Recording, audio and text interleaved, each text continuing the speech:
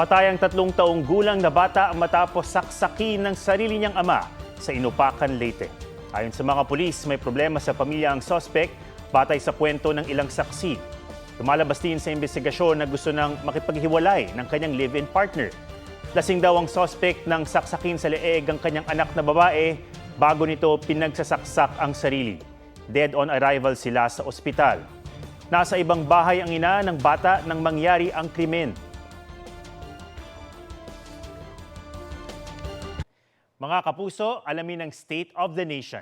Mag-subscribe sa GMA Integrated News sa YouTube.